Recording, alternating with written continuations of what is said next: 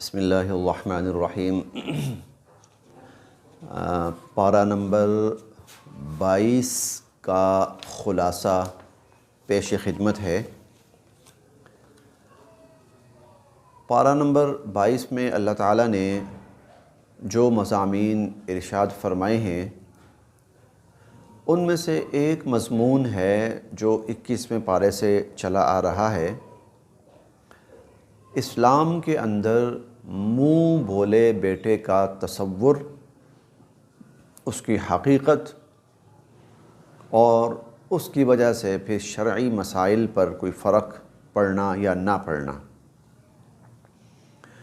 تو یاد رکھیے کہ اسلام کے اندر یہ جو منہ بولا رشتہ ہے اس کی کوئی حیثیت نہیں ہوتی۔ اس کی وجہ سے کوئی بھی شرعی حکم اس کے اوپر بیٹوں جیسا لاگو نہیں ہوتا، سوائے اس کے کہ ایک شرافت کی وجہ سے ہم اس بچے کو تھوڑی سی عزت دیتے ہیں، محبت دیتے ہیں، ورنہ اصلاً نہ تو اس کو منہ بولے باپ کا نام لگ سکتا ہے، نہ وہ اس خاندان کی عورتوں کے لیے محرم بن سکتا ہے، نہ جن رشتوں سے اس کا نکاح جائز ہے نہ ہی اس پر کوئی حلال یا حرام کا کوئی اثر پڑتا ہے، نہ ہی وراثت میں کسی قسم کا کوئی فرق پڑتا ہے۔ اچھا، اہل عرب جو منہ بولے بیٹے کو حقیقی بیٹے کی طرح سمجھتے تھے، منہ بولے بیٹے کو حقیقی بیٹے کی طرح سمجھتے تھے، اس پر اللہ رب العزت نے فرمایا قرآن کریم کے اندر کہ ذالکم قولکم بافواہکم وما جعل ابناءکم وما جعل ادعیاءکم ابناءکم، اللہ نے تمہارے منہ بولے بیٹوں کو تمہارا حقیقی بیٹا نہیں بنایا۔ ذالکم قولکم بافواہکم، یہ سب تمہارے اپنے منہ کی باتیں ہیں۔ اچھا، اب اس کو عملاً ختم کرنے کے لیے، عرب کے معاشرے سے عملاً ختم کرنے کے لیے نبی کریم صلی اللہ علیہ وسلم کو اللہ تعالیٰ نے ایک حکم دیا۔ اب تھوڑا سا اس حکم کی تفصیل یہاں عرض کرنی ہے۔ حضرت زید بن حارثہ رضی اللہ تعالیٰ عنہ حضور علیہ السلام کے منہ بولے بیٹے تھے عرب کے تصور اور مزاج کے مطابق۔ اللہ تعالیٰ یہ چیز ختم کرنا چاہتے تھے کہ منہ بولا بیٹا، اس سے کوئی شرعی مسائل پہ فرق نہیں پڑتا۔ حضرت زید بن حارثہ کا نکاح ہوا حضرت زینب بنت جحش کے ساتھ، حضور صلی اللہ علیہ وسلم کی پھوپھی کی بیٹی ہیں۔ نکاح ہوا، اللہ تعالیٰ کی منشا یہ تھی کہ حضرت زید بن حارثہ جو حضور علیہ السلام کے منہ بولے بیٹے ہیں اور عرب کی غلط روایت کے مطابق منہ بولا بیٹا حقیقی بیٹے کی طرح ہے، اور اس کی جو بہو ہے اس کی جو بیوی ہے منہ بولے بیٹے کی بیوی، وہ منہ بولے باپ کی بہو بن گئی، یعنی بیٹی بن گئی۔ چنانچہ عرب کا غلط تصور یہ کہتا تھا کہ حضرت زینب بنت جحش حضور صلی اللہ علیہ وسلم کی بہو ہے، بہو کی وجہ سے بیٹی ہے۔ بیٹی ہے تو حضور علیہ السلام کا اس کے ساتھ نکاح نہیں ہو سکتا کہ وہ تو بیٹی کے رشتے میں آ گئی۔ اللہ تعالیٰ اس چیز کو ختم کرنا چاہتے تھے، چنانچہ حضرت زینب رضی اللہ عنہ اور حضرت زید رضی اللہ عنہ کا نکاح کروایا گیا۔ فلما قضا زید منہا وطرا، حضرت زید رضی اللہ تعالی عنہ نے حضرت زینب کو طلاق دے دی، ان کا رشتہ نہیں چل پایا۔ اللہ کی منشا بھی اس میں یہی تھی، طلاق دے دی۔ اب اللہ تعالیٰ کہتے ہیں زوجناکہا، عرب کی غلط روایت، عرب کی غلط سوچ، عرب کا غلط تصور، جاہلیت کا غلط مزاج ختم کرنے کے لیے ہم نے حضور علیہ السلام کا نکاح کرا دیا حضرت زینب بنت جحش رضی اللہ عنہ کے ساتھ۔ چنانچہ وہ جو غلط رسم تھی کہ منہ بولا بیٹا جو ہے وہ کوئی حقیقی بیٹا بن جاتا ہے یا اس کو منہ بولے باپ کا نام مل جاتا ہے، یہاں میں یہ بھی تھوڑا سا واضح کر دوں کہ جب حضور علیہ السلام نے حضرت زید بن حارثہ کو اپنا منہ بولا بیٹا قرار دیا تو عرب کے مزاج کے مطابق اور عرب کی روایت کے مطابق ان کو زید بن محمد کہنا شروع کر دیا گیا۔ زید بن محمد ان کو کہنا شروع کر دیا گیا۔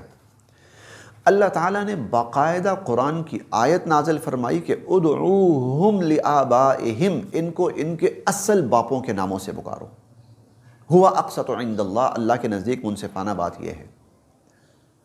چنانچہ اس پر حضرت زید بن حارثہ، جن کو زید بن محمد کہنا شروع کر دیا تھا لوگوں نے، صلی اللہ علیہ وسلم صلی اللہ علیہ وسلم صلی اللہ علیہ وسلم، ان کا نام پھر ان کی اصل ولدیت یعنی زید بن حارثہ کی طرف منتقل کر دیا گیا اور ان کا اصل نام بحال کر دیا گیا۔ اس میں ہمارے لیے یہ سبق اور پیغام ہے کہ اگر کوئی کسی کا بچہ اڈاپٹ کرتا ہے تو وہ منہ بولا ہی ہوتا ہے، اس کو اصل باپ کا نام لگنا چاہیے۔ یہ جو ہے یہ اس کا سرپرست، گارڈین، سرپرست اس رشتے میں تو آ سکتا ہے یا کوئی اور اس قسم کا رشتہ، لیکن یہ جو لڑکا ہے، منہ بولا جو بیٹا ہے یا جس کو کسی نے اپنا بچہ بنا لیا ہے، تو اس کو اس کی ولدیت نہیں لگ سکتی اور نہ ہی کسی قسم کے رشتوں پر کوئی اس سے اثر یا فرق پڑ سکتا ہے اور نہ ہی وراثت میں اس کا کوئی حق اور حصہ ہے۔ دوسرا جو مضمون ہے اس 22ویں پارے میں، وہ نبی کریم صلی اللہ علیہ وسلم کی ختم نبوت کو اللہ رب العزت نے بیان فرمایا کہ ما کان محمد ابا احد من رجالکم، حضرت محمد صلی اللہ علیہ وسلم تم مردوں میں سے کسی کے والد نہیں ہیں، ولکن رسول اللہ، بلکہ وہ اللہ کے رسول ہیں، وخاتم النبیین، اور وہ آخری نبی ہیں۔ حضور علیہ السلام وہ آخری شخص ہیں انبیاء علیہم السلام کے سلسلے کے، وہ آخری نبی ہیں جن کو نبوت سے نواز دیا گیا۔ حضور علیہ السلام کی ذات اقدس کے بعد اب کسی کے لیے نبوت نہیں ہے۔ حضور سے پہلے جس کو ملنی تھی مل گئی، حضرت موسیٰ علیہ السلام، حضرت عیسیٰ علیہ السلام، حضرت زکریا علیہ السلام، حضرت یحییٰ علیہ السلام، ان سب کو حضور علیہ السلام سے پہلے نبوت مل گئی، نبوت دے دی گئی۔ اب اس کے بعد آخر میں سب سے جس کو نبی بنا کر بھیجا گیا وہ حضور علیہ السلام ہیں، اور آپ کے بعد اگر کوئی یہ کہتا ہے کہ مجھے بھی نبوت ملی ہے تو وہ کذاب ہے، وہ دجال ہے، وہ ملعون ہے، وہ جھوٹا ہے، اور بلکہ حضور علیہ السلام کی سنت کے مطابق، حضور علیہ السلام کی سنت کے مطابق، میں اس لیے عرض کر رہا ہوں کہ حضور کے زمانے میں جس کسی نے نبوت کا دعویٰ کیا تو حضور علیہ السلام نے اس کو قتل کروا دیا۔ تو حضور علیہ السلام کی سنت کے مطابق کوئی نبوت کا دعویٰ کرے حضور کے بعد تو اس کی سزا قتل ہے۔ پھر حضور اللہ کے آخری نبی، آپ کے بعد کوئی نبی نہیں آئے گا۔ انا خاتم النبیین لا نبی بعدی، انا آخر الانبیاء لا نبی بعدی، رسالت اور نبوت مجھ پر ختم ہو گئی، نہ میرے بعد کوئی نبی ہے نہ میرے بعد کوئی رسول ہے۔ اس پارے کے مضامین میں سے ایک مضمون، اگر کسی شخص کا نکاح ہوتا ہے کسی خاتون کے ساتھ اور ابھی رخصتی نہیں ہوئی اور میاں بیوی کے ازدواجی معاملات شروع نہیں ہوئے، میاں بیوی کے ازدواجی تعلقات شروع نہیں ہوئے، اس سے پہلے ہی طلاق ہو جاتی ہے، اس کو ہم آسان لفظوں میں کہتے ہیں رخصتی سے پہلے ہی طلاق ہو جاتی ہے، تو ایسی عورت پر کوئی عدت نہیں ہے۔ ما لکم علیہن من عدت تعتدونہا، اس عورت پر آگے کوئی عدت نہیں ہے، اسی وقت جو ہی خاوند نے طلاق دی ہے اس خاتون کا اور کہیں اسی وقت نکاح ہو سکتا ہے۔ تو ایک مسئلہ یہ بھی بیان ہوا ہے، ایک مضمون یہاں پر۔ اسی طرح اس بارے میں حضور علیہ السلام کے گھرانے کے آداب بیان کیے گئے ہیں، اور حضور علیہ السلام کے گھرانے کے آداب کے ضمن میں لوگوں کو اور ایمان والوں کو تعلیم دی گئی ہے کہ کسی کے گھر میں جاؤ تو ان چیزوں کا لحاظ رکھو۔ آئیے دیکھتے ہیں وہ کون کون سی ہیں۔ نمبر 1، یا ایھا الذین آمنوا لا تدخلوا بیوت النبی الا ان یؤذن لکم الی طعام، جب کسی کو کھانے کی دعوت دی جائے نا تو تب ہو جائے۔ مطلب یہ ہے کسی کے ہاں پروگرام ہے، فنکشن ہے، پروگرام محدود ہے، اب جس کو دعوت دی گئی ہے وہ جائے، جس کو نہیں دی گئی وہ نہ جائے۔ ایک ہمارے قریبی عزیز ہوتے ہیں، ان کے ہاں ہمارا آنا جانا لگا رہتا ہے، اس میں کوئی قباحت نہیں ہے، لیکن اس سے ہٹ کر کوئی پروگرام ہے، محدود سطح کا، گھریلو سطح کا پروگرام ہے، اس میں جس کو دعوت دی جائے وہ جائے، جس کو دعوت نہ دی جائے وہ نہ جائے۔ اور آگے اللہ تعالیٰ فرماتے ہیں وَإِذَا دُعِيتُمْ فَادْخُلُوا، ہاں اگر تمہیں دعوت دی گئی ہے کسی کی طرف سے تو پھر کوشش کرو جاؤ، بلا وجہ اس کی دعوت کو نہ ٹھکراؤ۔ تیسری بات، فَإِذَا طَعِمْتُمْ فَانْتَشِرُوا، فَإِذَا طَعِمْتُمْ فَانْتَشِرُوا، کھانے کی دعوت دی گئی، آپ نے دعوت قبول کی، آپ چلے گئے، کھانا کھا لیا، فَانْتَشِرُوا، اللہ تعالیٰ فرماتے ہیں اب واپس چلے جاؤ، کھانا ہو گیا ہے نا کھانے کے لیے، وَلَا مُسْتَأْنِسِينَ لِحَدِيثٍ، اور پھر اس کے بعد گپیں لگانے میں اور لمبی چوڑی بحثوں میں دل لگا کر نہ بیٹھ جاؤ، کیونکہ اہل خانہ جو ہے وہ ان کے لیے بسا اوقات تکلیف اور پریشانی کا باعث بنتا ہے۔ چوتھی بات، وَإِذَا سَأَلْتُمُوهُنَّ مَتَاعًا فَاسْأَلُوهُنَّ مِنْ وَرَاءِ حِجَابٍ، ظاہر ہے کسی کے گھر میں آدمی گیا ہے تو اجنبی خواتین ہیں، گھر کی نامحرم خواتین ہیں، ان سے اگر کہیں کوئی بات کرنے کی ضرورت پڑے تو اللہ تعالیٰ فرماتے ہیں کہ حجاب اور پردے کے پیچھے سے بات کرنی چاہیے، آمنے سامنے اجنبیوں اور نامحرموں کو نہیں آنا چاہیے۔ اس پارے کے مضامین میں سے ایک مضمون وہ خواتین کے لیے اللہ رب العزت نے پردے کا حکم نازل فرمایا۔ حکم یہ ہے کہ یا ایھا النبی قل لازواجک وبناتک ونساء المؤمنین، اے نبی علیہ الصلوۃ والسلام آپ اپنی بیویوں سے فرمائیے، اپنی بیٹیوں سے فرمائیے، اور مسلمان جتنی بھی عورتیں ہیں ان سے فرمائیے، ان کو حکم دیجئے یدنین علیہن من جلابیبہن، کہ جب ان کو باہر نکلنا پڑے، کہیں وہ باہر جائیں تو وہ انہوں نے جو بڑی چادر اوڑھی ہوئی ہوتی ہے اور بڑا کپڑا اوڑھا ہوا ہوتا ہے تو اس کپڑے کو اب اپنے چہرے پر بھی لٹکا لیں۔ یعنی پہلے تو اتنا تھا کہ سر ڈھانپا ہوا تھا اور بڑی چادر کے ساتھ جلباب، جس کو قرآن کریم کہتا ہے، وجود ڈھانپا ہوا تھا۔ اب اللہ کہتے ہیں باہر جانا ہے نا، تو باہر جانے کی صورت میں اس جلباب کو یدنین علیہن من جلابیبہن، ان کو اپنے چہروں پر بھی ڈال لو، یعنی اس سے چہرے کا بھی پردہ کر لو۔ اللہ تعالیٰ نے اس کی دو حکمتیں بیان کی، دو حکمتیں، کیوں ہم یہ حکم کیوں دے رہے ہیں، اس کے دو بڑے فائدے۔ ان یعرفنا، پہلی چیز پہچان ہے، با پردہ ہے تو یہ پہچان ہے کہ یہ مسلمان عورت ہے، با پردہ ہونا مسلمان عورت کی پہچان ہے، نمبر ایک۔ نمبر دو، فلا یؤذین، دوسرا فائدہ اور حکمت یہ ہے کہ پردے کی برکت سے اللہ رب العزت اس مسلمان عورت کو باہر نکلنے کی صورت میں جتنی تکالیف، پریشانیاں، مصیبتیں پہنچتی ہیں ان سے بچا لیں گے۔ فلا یؤذین، انہیں ایذا اور تکلیف نہیں دی جائے گی۔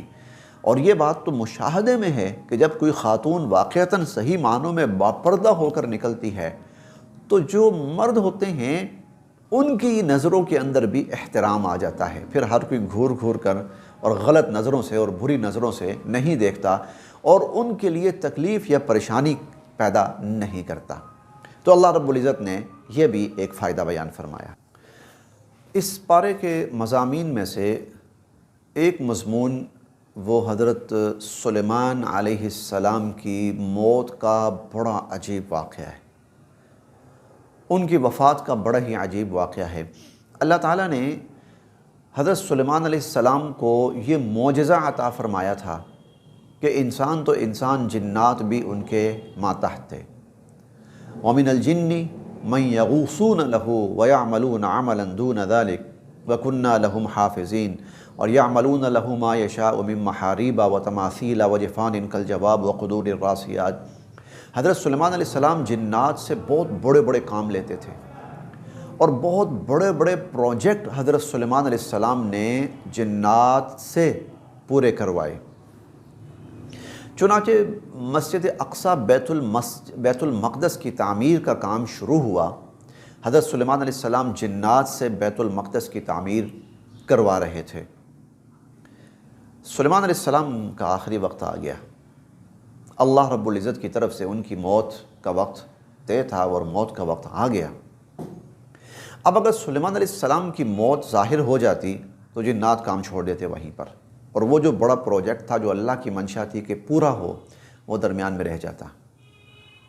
سلیمان علیہ السلام نے یہ کیا کہ ایک شیشے کا سا ان کا دفتر تھا اور وہ اپنی لاٹھی کے سہارے وہاں کھڑے ہو گئے۔ کھڑے ہوئے اسی حالت میں اللہ رب العزت نے ان کی روح قبض فرما لی، لیکن ان کی لاٹھی اور سلیمان علیہ السلام کا وجود معجزانہ طور پر یوں ہی قائم رہا۔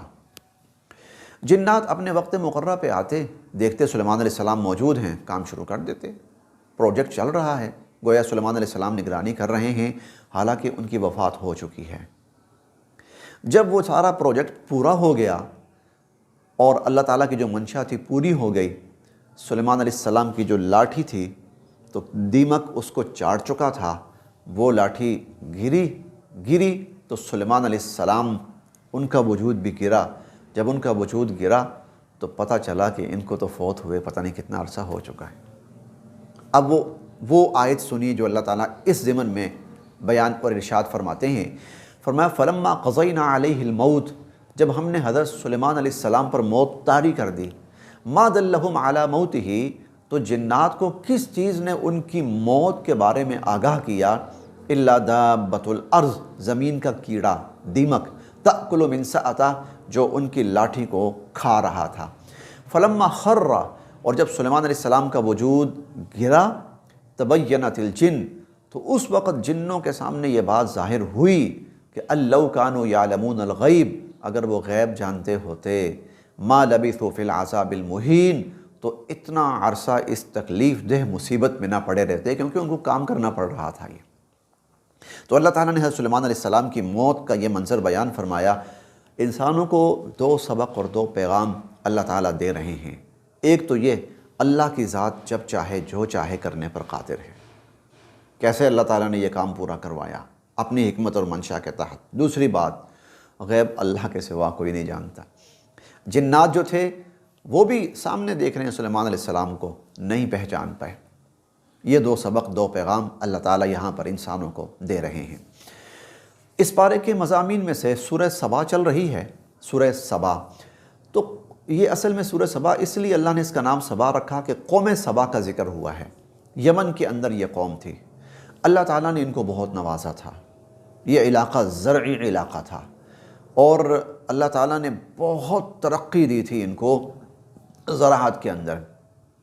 جنتان عن یمین و شمال، کلوا من رزق ربکم واشکروا له بلدۃ طیبۃ ورب غفور۔ اللہ تعالیٰ نے ان کو بہت بڑے پیمانے پر زراعت سے، باغات سے نواز رکھا تھا۔ اور لیکن یہ قوم اللہ کی شکر گزار نہ بنی، اس پر اللہ کی شکر گزار نہیں بنی، بلکہ یہ قوم اللہ کی ناشکری میں مبتلا ہوئی۔ اور ناشکری میں کس طرح مبتلا ہوئی؟ ایک تو اللہ پر ایمان نہ لائی، سب سے بڑی ناشکری۔ اپنے سب سے بڑے مالک اور محسن اور خالق اس کو ہی نہ مانا، تو اس سے بڑی ناشکری کیا ہوگی؟ اور دوسرا، عمومی طور پر بھی ان کی زبانوں کے اندر اس نعمت کی قدردانی نہیں تھی، وہ ناقدری کرتے تھے۔ تو اللہ تعالیٰ فرماتے ہیں کہ پھر ہم نے ان کے اوپر عذاب مسلط کیا، اور ان کا وہ جو جتنی زراعت تھی، ایک سیلاب آیا اور اس سیلاب نے ان کی ساری زراعت کو تباہ کر کے رکھ دیا۔ اللہ تعالیٰ فرماتے ہیں کہ ذَلِكَ جَزَيْنَاهُمْ بِمَا كَفَرُوا، یہ ان کی ناشکری کا انجام تھا۔ وَهَلْ نُجَازِي إِلَّا الْكَفُورَ، ناشکروں کو پھر ہم ایسے ہی سزا دیتے ہیں یا ان سے پھر ہم ایسے ہی نمٹتے ہیں۔ اس کے بعد فرمایا کہ وَبَدَّلْنَاهُمْ بِجَنَّتَيْهِمْ جَنَّتَيْنِ ذَوَاتَيْ أُكُلٍ خَمْطٍ وَأَصْلٍ وَشَيْءٍ مِّن سِدْرٍ قَلِيلٍ، کہاں تو باغات ہیں، ہریالی ہے، سبزیں ہیں اور پھلوں کی بہتات ہے اور انتہا ہے۔ اور اب یہ حال تھا کہ وہاں صرف کوئی جھاڑ جھنکار، کوئی کانٹے اگتے تھے تو اگتے تھے بس، اور کچھ بھی نہیں اگتا تھا۔ جب قوم ناشکری کرتی ہے، ناقدری کرتی ہے، تو اللہ اس سے وہ نعمت واپس لے لیتے ہیں۔ اس پارے کے مضامین میں سے آخری مضمون، اللہ تعالیٰ نے انسان کو ایک بہت بڑے مقصد کے لیے پیدا کیا، لیکن اس دنیا میں جب بھیجا ہے تو امتحان رکھ دیا بہت بڑا۔ اور وہ امتحان کیا ہے؟ دنیا کی آسائشات انسان کے سامنے خوبصورت مزین بنا کر رکھ دی، مقصد بتا دیا کہ مقصد کچھ اور ہے، اور سامنے یہ امتحان اور آزمائش ہے۔ اب اللہ فرماتے ہیں کہ یا ایھا الناس ان وعد اللہ حق، اے لوگو اللہ کا وعدہ سچا ہے۔ کیا؟ قیامت آنی ہے، یہ سب عارضی ہے، فانی ہے۔ اللہ کا یہ وعدہ سچا ہے۔ اللہ کا یہ وعدہ بھی سچا ہے، جو ایمان لائے گا، نیک اعمال کرے گا، اپنے رب کا فرما بردار رہے گا، اللہ تعالیٰ اس کو بخش دیں گے، اس سے راضی ہوں گے، اللہ پاک اس کو جنت نصیب فرمائیں گے۔ اللہ کے یہ وعدے سچے ہیں۔ فلا تغرنکم الحیات الدنیا، دیکھو کہیں دنیا کی چمک دمک، دنیا کی رونق، دنیا کی آسائشات کہیں تمہیں دھوکے میں نہ ڈال دیں، اور وہ بھی اللہ کے بارے میں دھوکے میں نہ ڈال دیں۔ اور ان الشیطان لکم عدو، اور شیطان تمہارا دشمن ہے، دیکھو کہیں شیطان تمہیں دھوکے میں نہ ڈال دے، تمہیں مال کے پیچھے لگا دے، تمہیں دنیا کی عمارات اور بلڈنگ کے پیچھے لگا دے، تمہیں دنیا کی اشیاء سمیٹنے کے پیچھے لگا دے۔ ایسا نہ ہو کہ الہاکم التکاثر، زیادہ سے زیادہ سمیٹنے کی ہوس تمہیں غفلت میں ڈال دے، حتیٰ زرتم المقابر، یہاں تک کہ عزرائیل آئے روح نکالے اور گھر والے لے جا کے قبر میں ڈال دیں۔ دیکھو کہیں اس دھوکے میں مبتلا نہ ہونا۔ اللہ پاک ہمیں حقیقت نصیب فرمائیں اور حقیقت کے مطابق زندگی نصیب فرمائیں۔ اللہ تعالی ہم سب کے لیے عمل کی راہیں آسان فرمائیں۔